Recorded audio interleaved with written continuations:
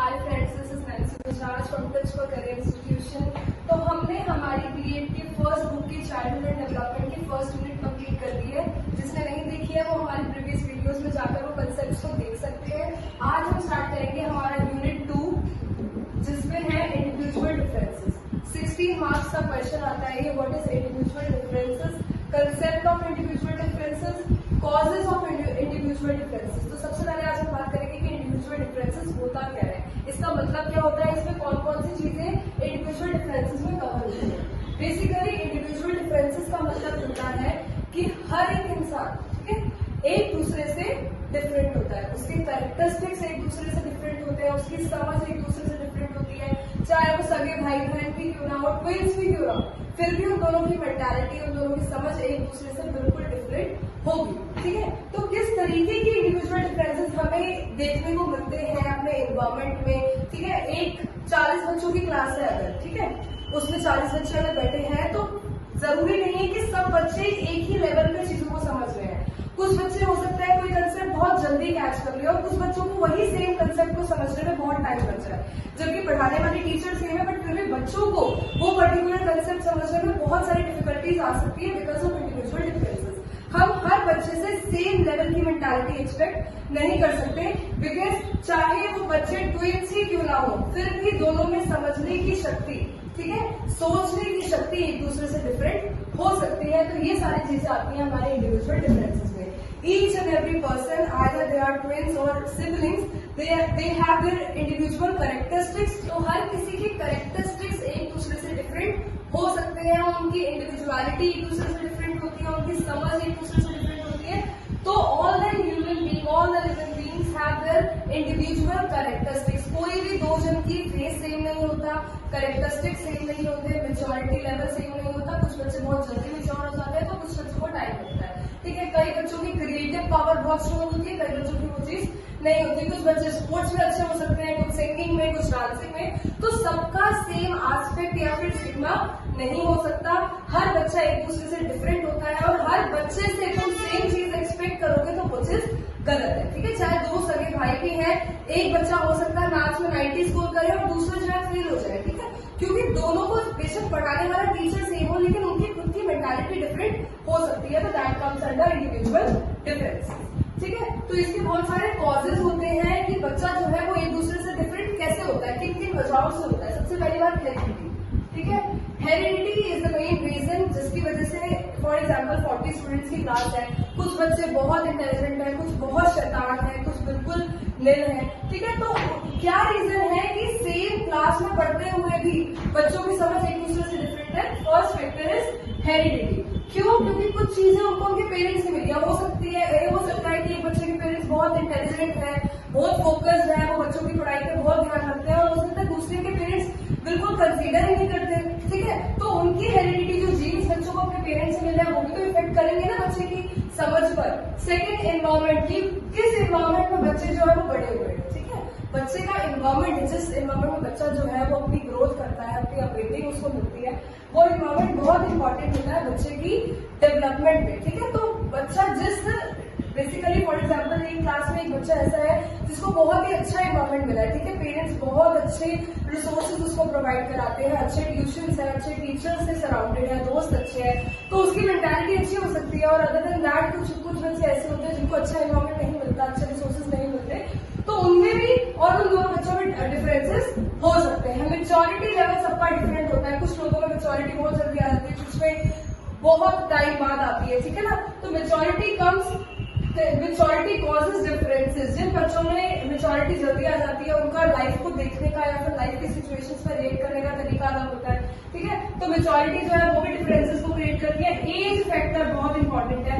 आप 2 साल के बच्चे से 18 साल के बच्चे वाली मेच्योरिटी एक्सपेक्ट नहीं कर सकते। जो चीज 2 साल का बच्चा सोचेगा वो 30 साल का आदमी नहीं सोच सकता, और जो 30 साल का आदमी मेच्योरिटी करेगा वो 10 साल का बच्चा नहीं कर सकता। तो बेसिकली एज जो है वो डिफरेंसेस क्रिएट करता है। सेक्स जो है भैया, अगर फीमेल है और मेल है, दोनों का सोचने समझने का तरीका, कहते हैं ना, फीमेल जो है वो जल्दी मेच्योर हो जाती है एज कम्पेयर टू मेल। ठीक है, मेल जो है वो ज्यादा एग्रेसिव होते हैं as compare to female. Female से कामनेस, पोलाइटनेस एक्सपेक्ट की जाती है, मेल जो है वो एग्रेसिव होते हैं, ठीक है। तो ये कुछ चीजें ऐसी होती हैं जो सेक्स की वजह से डिफरेंसेस क्रिएट करती हैं। नेक्स्ट, पॉवर्टी, गरीबी। बहुत सारे डिफरेंसेस जो है वो गरीबी की वजह से आते हैं, ठीक है। जो बच्चे गरीबी देखते हैं उनका चीजों को रिएक्ट करने का तरीका अलग होता है as compare to the people born in a rich family, ठीक है। जो बच्चे रिच फैमिली में बड़े होते हैं उनको लग्जरीज मिलती है स्टार्टिंग से, ठीक है। तो वो जो है उनका सोचने समझने का तरीका अलग होगा as compare to the people born in poor family, right. School environment कैसा है कि बच्चे को इंडिविजुअली डिफरेंस क्रिएट करने में बहुत ज्यादा मदद करता है। कि स्कूल का एनवायरमेंट अच्छा होगा तो बच्चे की अपब्रिंगिंग, ठीक है, बच्चे की मेंटालिटी, बच्चे की मेच्योरिटी, उसकी एजुकेशन जो है वो अच्छी होगी। और अगर स्कूल का एनवायरमेंट अच्छा नहीं होगा तो बच्चा भी उसी तरीके से चीजों को कैच करेगा, वही आदतों को एक्वायर करेगा और लाइफ में वही चीजें कंटिन्यू करेगा। क्रिएटिव पावर, कुछ बच्चों की क्रिएटिव पावर, आईक्यू पावर बड़ी स्ट्रांग होती है, ठीक है। वो बहुत क्रिएटिवली सोचते हैं, वो बहुत एक्सप्लोर करना चाहते हैं। और कुछ बच्चे कराना करते हैं, लट्टू होते हैं ना, तो उनको सिर्फ बुकिश चीजों को याद करने की आदत होती है। और कुछ बच्चे इतना एक्सप्लोर करना चाहते हैं। तो this is the individual difference ना। एक बच्चा जो है वो बहुत ज्यादा एक्सप्लोर करना चाह रहा है, आंसर्स खुद क्रिएट करना चाह रहा है, और एक बच्चा ऐसा है जो मैम ने कहती है वही रटना चाह रहा है। तो these are different from each other. Caste, race, culture and nation. अब एक बच्चा इंडिया में पला पड़ा है, वो थोड़ा रिलीजनल हो सकता है, उसमें बहुत सारी वैल्यूज हो सकती है फैमिली के टुवर्ड्स। एक बच्चा अब्रॉड में पड़ा है, उसके अंदर फैमिली वैल्यूज नहीं हो सकती क्योंकि वो कल्चर डिफरेंट है, राइट। उसका कल्चर कैसा है ये बहुत इफेक्ट करता है, उसकी नेशनलिटी क्या है ये बहुत इफेक्ट करता है, रेस क्या है और कास्ट क्या है। These are four factors affect the individual differences of a child. तो these are some causes which affect individual differences in the life of people, right. Individual differences is the different characteristics of human being which make them differ from each other, right। हर एक individual जो है वो एक दूसरे से कहीं ना कहीं डिफरेंट होता है, किसी भी एस्पेक्ट में डिफरेंट हो सकता है, बट वो सेम नहीं होता। हर किसी में कुछ ना कुछ एक दूसरे से डिफरेंसेस आते ही आते हैं। That comes under individual differences and these are some causes of individual differences that affect the changes और the dissimilarities among people. So the next is different areas of individual differences. अब individual differences जो है वो किन different areas में होता है। सबसे पहले physical area। कुछ बच्चे जो है वो फिजिकली बहुत स्ट्रॉन्ग हो सकते हैं, फिजिकल एक्टिविटीज में बहुत बेहतर हो सकते हैं, उनकी मोटर एक्टिविटीज जो है वो दूसरे बच्चों के अकॉर्डिंग बहुत अच्छी हो सकती है। जैसे कुछ बच्चे जो है वो फिजिकल एजुकेशन में बहुत शार्प होते हैं, बहुत अच्छे गेम्स खेल सकते हैं, फिजिकल एरियाज में बहुत स्ट्रॉन्ग होते हैं, और कुछ बिल्कुल नहीं होते, राइट। तो नेक्स्ट वन, वो एक एरिया ऐसा है जो बच्चों को एक दूसरे से डिफर बनाता है, ठीक है ना। मेंटल एरिया, कुछ बच्चों का आईक्यू बहुत स्ट्रॉन्ग होता है, जो मेंटली बहुत शार्प होते हैं as compare to other people, ठीक है। कुछ बच्चे ऐसे होते हैं जिनका सोशल एरिया एक दूसरे से डिफरेंट होता है। कई लोग बहुत एक्सट्रोवर्ट होते हैं जो सोशल रिलेशनशिप बहुत अच्छे तरीके से फुलफिल कर पाते हैं, और ऑन द अदर हैंड कुछ होते हैं बहुत इंट्रोवर्ट, ठीक है। जो कुछ बच्चे ऐसे होते हैं जो बिल्कुल अपनी नीड भी शेयर नहीं कर पाते हैं, राइट। तो एक सोशल एरिया जो है वो एक दूसरे से डिफर हो सकता है। इमोशनल एरिया, कुछ बच्चों का इमोशनल एस्पेक्ट जो है टुवर्ड्स द फैमिली फ्रेंड्स बहुत स्ट्रॉन्ग होता है, और कुछ बच्चे बिल्कुल ही इमोशनली कनेक्ट नहीं कर पाते। तो these are some segments according to which people different from each other, right. First one is physical area, mental, social and emotional area. Next topic is importance of individual differences. अब individual differences को समझना और जानना इतना जरूरी क्यों है, ठीक है। What is the importance to understand the difference, basically individual differences क्या फायदे हो सकते हैं अगर आप इंडिविजुअल डिफरेंसेस को समझ पाए। तो सबसे पहली चीज, सिलेक्शन ऑफ टीचिंग मेथड। अगर आप इंडिविजुअल डिफरेंसेस समझ पाओगे तो आपको किस तरीके से क्लास में बच्चों को पढ़ाना है, ठीक है, उसके मेथड्स को डिसाइड करना आपके लिए बहुत आसान हो जाएगा। कि आपकी क्लास में अगर 40 बच्चे हैं तो 40 बच्चों की डिफरेंशिएशन, जो इंडिविजुअलिटी अगर आप समझ पाओगे तो आपको पता होगा कि इस बच्चे को इस तरीके से डील करना है, ठीक है। फॉर एग्जाम्पल, किसी बच्चे को पर्सनल अटेंशन की जरूरत है, ठीक है, वो क्लास में जैसे आपने 40 बच्चों को पढ़ाया वो ऐसे नहीं समझ पाता, उसको अकेले में जाके समझाना जरूरी है। तो ये जब आप इंडिविजुअल डिफरेंसेस समझ पाओगे तभी तो आपको पता चलेगा कि आपका टीचिंग मेथड जो है वो उस पर्टिकुलर बच्चे के लिए कैसा एप्रोप्रिएट है। Second, classification of students. अब बच्चों को कौन से क्लास, बेसिकली बच्चों का क्लासिफिकेशन करना है स्टूडेंट्स का, राइट। तो आपको किस तरीके से उनका क्लासिफिकेशन करना है ये आप तभी कर पाओगे जब आपको एक एक बच्चे की इंडिविजुअलिटी पता होगी, ठीक है। कौन सा बच्चा ज्यादा शार्प है, कौन सा बच्चा एक्सट्रोवर्ट है, कौन सा बच्चा बहुत ज्यादा क्रिएटिव माइंडेड है, ठीक है। तो आप ग्रुपिंग कब कर पाओगे जब आपको एक एक बच्चे की इंडिविजुअलिटी का पता होगा। नेक्स्ट, इंडिविजुअल अटेंशन, वही चीज जो अभी हमने पढ़ी थी कि किस बच्चे को इंडिविजुअल अटेंशन की जरूरत है।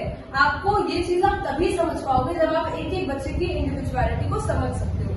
आपको ये चीज पता होनी चाहिए कि ये पर्टिकुलर बच्चा जो है उसको पर्सनल अटेंशन की जरूरत है, तभी वो इस पर्टिकुलर एस्पेक्ट को समझ पाएगा। तो हर एक बच्चे को अगर आपको समझाना है, हर एक बच्चे को आपको बेसिकली ग्राफ को इंक्रीज करना है, तब आप वो चीज आप तभी कर सकते हो जब आपको एक एक बच्चे का इंडिविजुअल डिफरेंस के बारे में अच्छी तरीके से पता होगा। जब आप इंडिविजुअल डिफरेंसेस को समझ जाओगे तभी आप बच्चे की पर्सनल अटेंशन की रिक्वायरमेंट है या नहीं ये समझ पाओगे। नेक्स्ट, आपको करिकुलम कैसा एडजस्ट करना है और टीचर्स कैसे अवेलेबल कराने हैं, ये आपको तभी समझ में आएगा जब आपको ये चीज पता होगी कि आपके बच्चे जो है उनका इंडिविजुअलिटी क्या है अभी। ठीक है, तो ये कुछ एस्पेक्ट्स ऐसे हैं जो हेल्प कर सकते हैं। बेसिकली अगर आपने इंडिविजुअल डिफरेंसेस समझ लिया तो ये सारे एस्पेक्ट्स जो है इनको आपको किस तरीके से फॉलो अप करना है, आपको उनका आंसर बहुत इजीली मिल जाएगा। इससे भी individual differences, the concept of individual differences is important to understand. First हमने ये पढ़ा इंडिविजुअल, हम कंसेप्ट कर चुके हैं इंडिविजुअल डिफरेंसेस का, हम कॉजेज कर चुके हैं, हम डिफरेंट एरियाज कर चुके हैं और हम इंपॉर्टेंस कर चुके हैं। These are the 4 important topics of individual differences. जो हमारा 16 नंबर का क्वेश्चन आता है, ये सारे टॉपिक्स आपके प्रिपेयर होने चाहिए।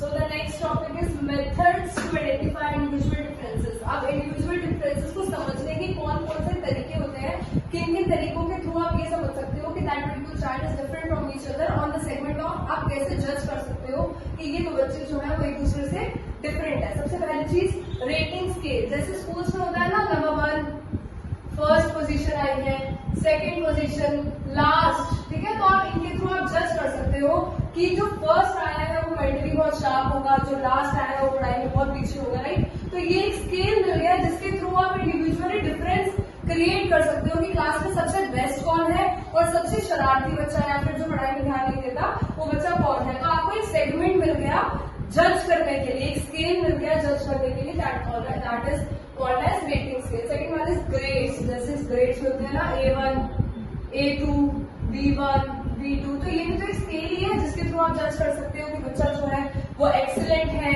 या फिर पुअर है। ठीक है, तो ये भी आपको एक स्केल मिल जाता है जिसके थ्रू आप इंडिविजुअल डिफरेंसेस को जज कर सकते हो। साइकोलॉजिकल टेस्ट, जो IQ टेस्ट होते हैं, ठीक है, IQ टेस्ट जो आपको होते हैं जिसके थ्रू आप बच्चे का IQ लेवल टेस्ट कर सकते हो कि बच्चा जो है वो IQ माइंड से कितना शार्प है या फिर कितना डल है। Next, interviews. इंटरव्यूज में आपको ये पता चल सकता है कि बच्चे का कॉन्फिडेंस लेवल क्या है। ठीक है, बच्चे को कंसेप्ट कितने क्लियर है, ठीक है, उसकी कम्युनिकेशन स्किल्स कितनी शार्प है, that is very important in life. ठीक है, कम्युनिकेशन स्किल्स कितनी शार्प है, तो ये कुछ चीजें आप कैसे जज कर सकते हो थ्रू इंटरव्यूज। तो ये कुछ सेगमेंट्स ऐसे हैं जिसके थ्रू आप ये जान सकते हो कि इंडिविजुअली डिफरेंस, अगर दो लोगों के बीच में आपको डिफरेंस निकालना है, फॉर एग्जाम्पल कोई जॉब सीकर है, 2 जन आए उसमें से बेस्ट आपको चूज करना है, तो कैसे कर सकते हो। ठीक है, कोई तो स्केल, रेटिंग स्केल ऐसा होना चाहिए, कुछ सेगमेंट ऐसा होना चाहिए जिसके थ्रू आप ये जान सको कि दोनों में से ज्यादा बेहतर कौन सा है। तो ये कुछ मेथड्स है जिसके थ्रू आप इंडिविजुअली डिफरेंशिएशन निकाल सकते हो कि कौन सा बेहतर है, कौन सा डल है एक दूसरे से। Got it? तो these are 4 methods to identify the individual differences.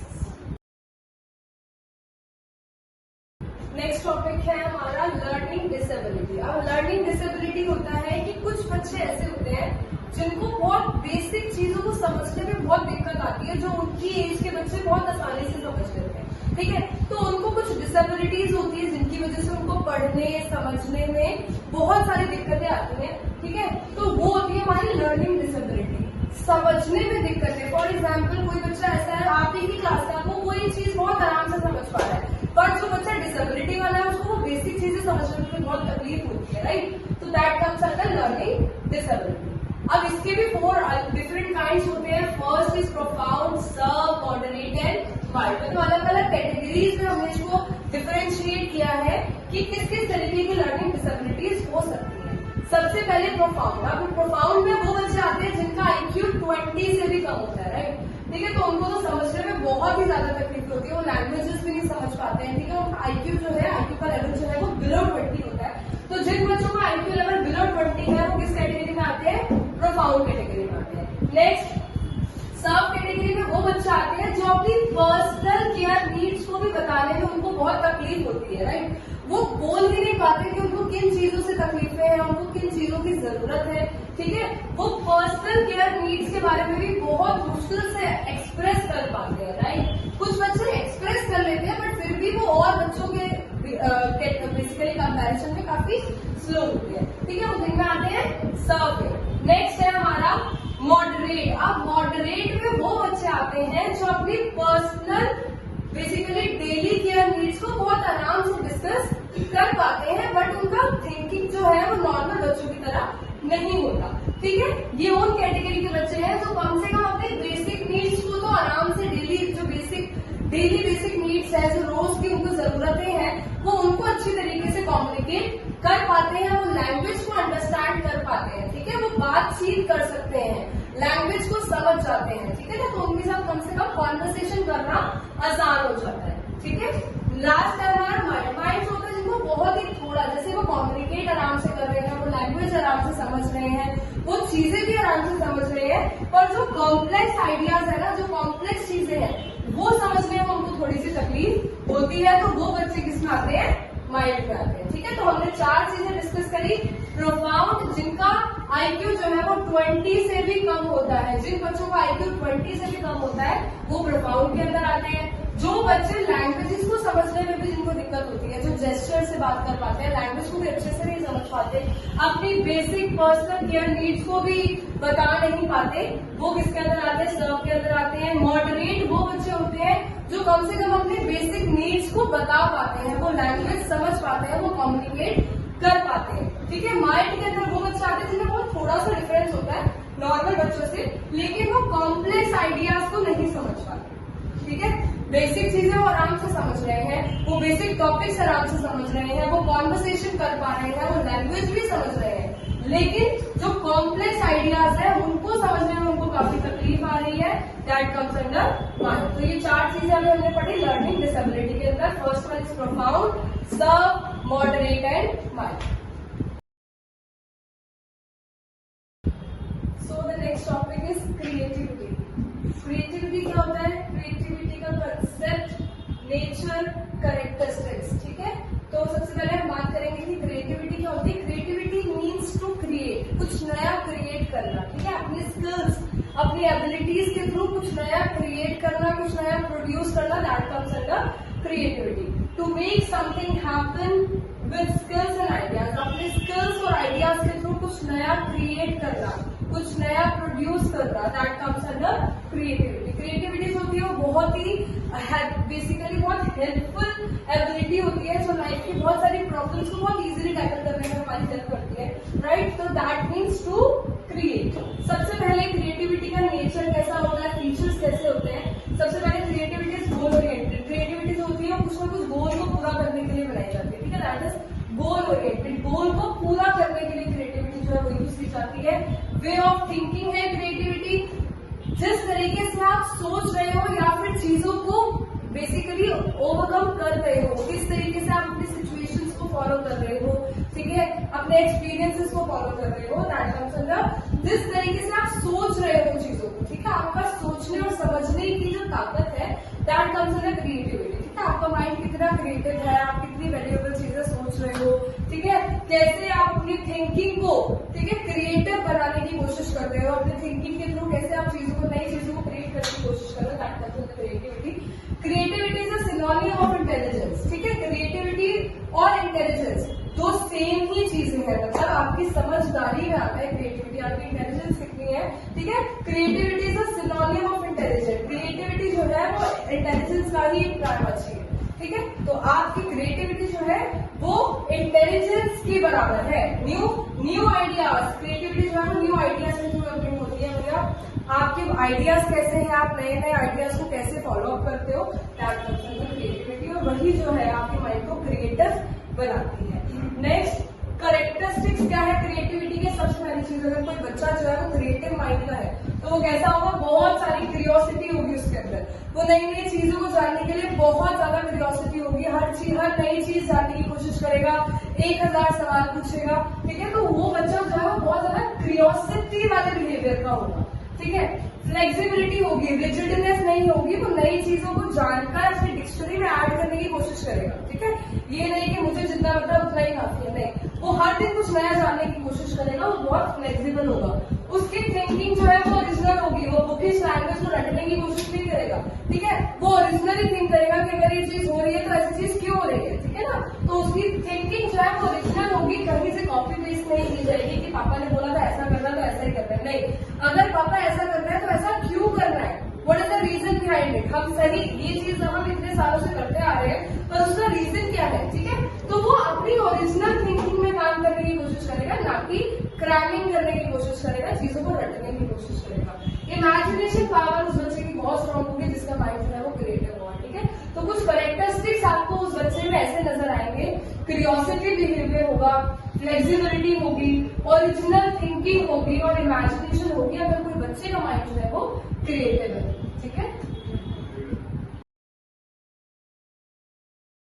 Topic है हमारा कि बच्चों के अंदर हम क्रिएटिविटी को कैसे एनहेंस कर सकते हैं, या फिर कोई क्रिएटिव बच्चे हैं, ठीक है, तो उनको किस तरीके का एनवायरमेंट हम प्रोवाइड करा सकते हैं ताकि उनका क्रिएटिविटी लेवल जो है वो एनहेंस हो सके। ठीक है, सबसे पहली चीज फ्रीडम ऑफ थॉट्स। बच्चों के थॉट्स को फ्रीडम देना बहुत जरूरी है। अगर बच्चा कोई चीज क्वेश्चन कर रहा है आपसे, 100 क्वेश्चन भी कर रहा है, तो आप उसके क्वेश्चन को रोके नहीं। ठीक है, वो कुछ अगर एक्सप्लोर करने की कोशिश कर रहा है तो उसको रोका ना जाए, उसके थॉट्स को फ्रीडम मिले ताकि वो क्रिएटिविटी को बीच में एनहेंस कर पाए।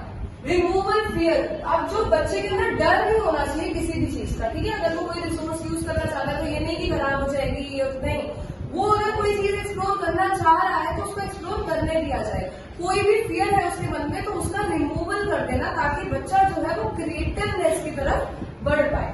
ठीक है, प्रोवाइडिंग एप्रोप्रिएट एनवायरमेंट। बच्चे को एप्रोप्रिएट एनवायरमेंट प्रोवाइड कराना बहुत इंपॉर्टेंट है ताकि बच्चा जो है वो क्रिएटिव माइंड से पढ़ सके। क्रिएटिव टीचर्स भी क्रिएटिविटी को एनहेंस करें तो बेहतर है। अगर टीचर्स की क्रैमिंग को एनहेंस करेंगी तो ये बच्चों की ग्रोथ के ऊपर बहुत नेगेटिव असर लाएगा। राइट, नेक्स्ट है हमारा डेवलपमेंट ऑफ हेल्थी हैबिट्स। बच्चे के अंदर हेल्थी हैबिट्स डेवलप होंगी तभी बच्चा जो है वो क्रिएटिव माइंडसेट के साथ चल सकता है। Contribution of parents. अब कुछ पेरेंट्स ऐसा सोचते हैं कि बच्चों को बच्चे का ट्यूशन है, स्कूल की टीचर्स है, तो हमारा कोई रोल नहीं है उसकी डेवलपमेंट में या ग्रोथ में, तो ऐसा नहीं होता। पेरेंट्स का भी उतना ही कंट्रीब्यूशन इम्पोर्टेंट होता है बच्चे की क्रिएटिविटी को एनहेंस करने में या फिर एजुकेशन में, जितना कि टीचर्स का होता है। ठीक है ना, तो पेरेंट्स को भी उतना कंट्रीब्यूट करना चाहिए ताकि बच्चे को 100% क्रिएटिविटी का लेवल जो है वो अचीव हो सके। Opportunity of expression. अब बच्चा अगर कोई चीज एक्सप्रेस करना चाह रहा है तो उसको रोका ना जाए। ठीक है ना, बच्चे को अपॉर्चुनिटीज मिलनी चाहिए कि वो अपने आप को एक्सप्रेस कर सके, अपने थॉट्स को एक्सप्रेस कर सके। उसको रोका नहीं जाना चाहिए, उसको डराया नहीं जाना चाहिए, उसको स्टेज प्रोवाइड होना चाहिए। स्कूल्स में भी ऐसे कॉम्पिटिशन होने चाहिए ताकि बच्चा जो है अपने थॉट्स को एनहेंस कर सके, एक्सप्रेस कर सके। तो बच्चे को अपॉर्चुनिटीज ज्यादा से ज्यादा मिलनी चाहिए अपने आप को एक्सप्रेस करने की, ताकि वो क्रिएटिविटी में सोच सके। वो बिल्कुल क्रैमिंग वाला बच्चा बन जाए कि रट्टा मार लिया और एग्जाम्पल लिख लिया, नहीं। बच्चे को बच्चे का माइंडसेट क्रिएटिव करने के लिए उसको अपॉर्चुनिटीज देना पेरेंट्स और टीचर्स का काम होता है, स्कूल का काम होता है। पेरेंट्स का कंट्रीब्यूशन बहुत इंपॉर्टेंट है, हेल्दी हैबिट्स का होना बहुत जरूरी है, क्रिएटिव टीचर्स का होना बहुत जरूरी है, अच्छा एनवायरमेंट जो है बच्चों के लिए बहुत इंपॉर्टेंट होता है।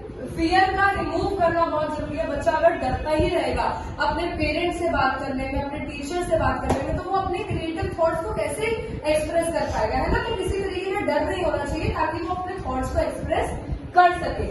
Freedom of thoughts. बच्चा जो सोच रहा है उसको सोचने ये नहीं कि आप उसको सिर्फ क्रैमिंग के टुवर्ड्स ही, नहीं तो अभी ये चैप्टर याद कर ले, एग्जाम्स आ रहे नहीं। अगर बच्चा जो है कुछ एक्सप्लोर करना चाह रहा है, कुछ नया सीखना चाह रहा है, तो आपको उसका कॉन्ट्रीब्यूट करना है, उसको रोकना नहीं है। ठीक है, तो ये कुछ तरीके हैं बच्चे को क्रिएटिविटी की टुवर्ड्स ले जाने के, बच्चे के अंदर क्रिएटिविटी एनहेंस करने के, ताकि बच्चा जो है वो क्रैमिंग से हटकर थोड़ा क्रिएटिव भी हो सके।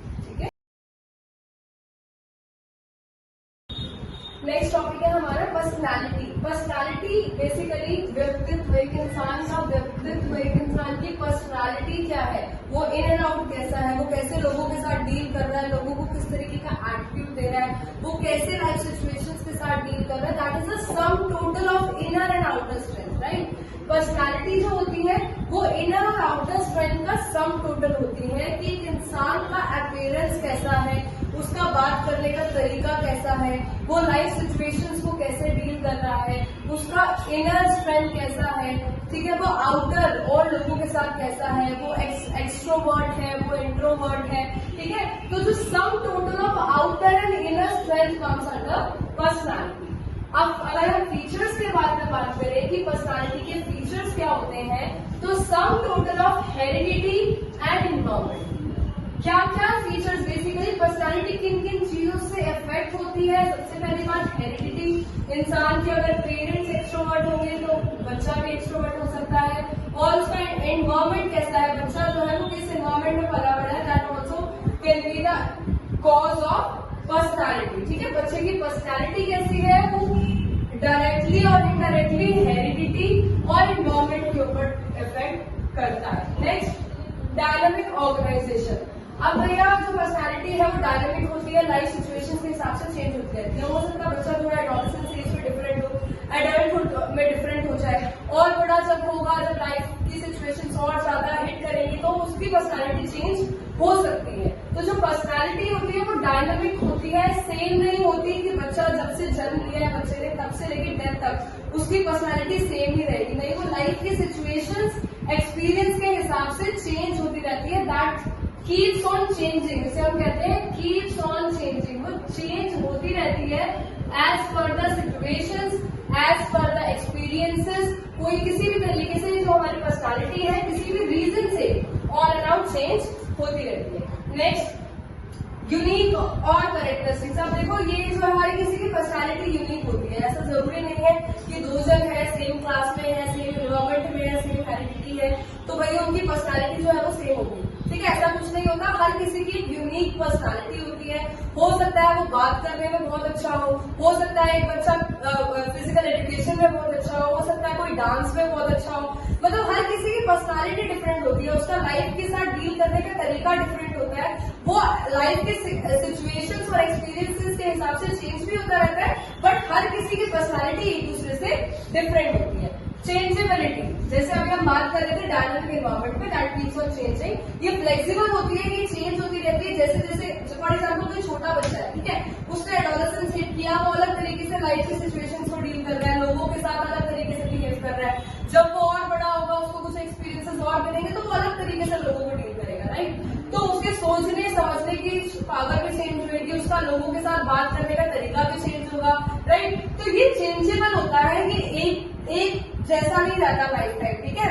हम खुद भी पहले लोगों से अलग तरीके से डील करते थे, हम शायद पहले अब के अकॉर्डिंग पहले ज्यादा इमोशनल थे, लोगों की बातों में आ जाते थे, बट जैसे जैसे लाइफ की सिचुएशंस को हिट किया, अब वो हमारी पर्सनालिटी जो है वो डिफरेंट हो गई because of the life situation. तो दैट इज चेंजेबल, ये एक जैसी नहीं रहती पूरी लाइफ, वो चेंज होती रहती है, दैट कीप्स ऑन चेंजिंग। जैसे हमने डायनामिक एनवायरमेंट में बात किया, गोल डायरेक्टेड होती है, जैसे हमारा गोल, बेसिकली हमें जो गोल को अचीव करना है उस तरीके से अपनी पर्सनालिटी को हिट कर लेते हैं। फॉर एग्जाम्पल, आप किसी ऑर्गेनाइजेशन में काम कर रहे हो, ठीक है, तो आपकी पर्सनालिटी उस ऑर्गेनाइजेशन में उस तरीके की होगी, डिफरेंट होगी, और जब आप अपने घर आओगे, अपनी फैमिली के साथ डील करोगे, तो आपका बात करने का तरीका, आपका बिहेव करने का तरीका, आपके इमोशंस, ठीक है, आपके एस्पेक्ट्स डिफरेंट हो जाएंगे, ठीक है। तो गोल डायरेक्टेड होती है, जैसा गोल होता है, जिस तरीके का गोल है, जहाँ जिस एनवायरमेंट में आप हो उस तरीके से आप अपनी पर्सनालिटी को चेंज करते हो। एबिलिटी टू पावर, फ्लेक्सिबिलिटी, हमारी पावर जनरेट करती है हमारी पर्सनालिटी, आपकी जैसी पर्सनालिटी होगी लोग आपको उसी तरीके से डील करेंगे, राइट। तो पर्सनालिटी के कुछ फीचर्स ये होते हैं। सबसे पहला, sum total of heredity and environment, जैसे अभी हमने डिस्कस किया कि पर्सनालिटी जो है वो हेरिडिटी और एनवायरमेंट के ऊपर बेस्ड होती है। डायनामिक ऑर्गेनाइजेशन, पर्सनालिटी जो है वो डायनामिक है, कीप्स ऑन चेंजिंग है, एक तरीके की नहीं रहती है। यूनिक, और देखो पर्सनालिटी जो है वो सबकी यूनिक होती है, ठीक है, हर कोई भी दो ऐसे इंसान नहीं होंगे जिसकी पर्सनालिटी सेम होगी, कुछ ना कुछ एस्पेक्ट्स को डिफर करेंगे ही करेंगे। चेंजेबल होती है, एक जैसी नहीं रहती। गोल डायरेक्टेड होती है, जिस तरीके का गोल उस तरीके की हमारी पर्सनालिटी, जहां पे जैसी पर्सनालिटी की रिक्वायरमेंट है उसी तरीके की आपकी पर्सनालिटी वहां पर होगी। आप हर जगह बहुत फ्रैंक नहीं हो सकते, हर जगह बहुत रिजिड नहीं हो सकते, हर जगह बहुत अग्रेसिव नहीं हो सकते। तो आपका जिस तरीके का गोल है उस तरीके की आपकी पर्सनालिटी होगी, और ये आपकी पावर को एनहेंस करती है। जैसी पर्सनालिटी, कहते हैं ना, पर्सनालिटी को शार्प और ब्रॉड रखोगे तो वैसे ही लोग आपको डील करेंगे, राइट। तो पर्सनालिटी जो है वो पावर जनरेट करे। दीज आर सम फीचर्स और कैरेक्टरिस्टिक्स ऑफ पर्सनालिटी।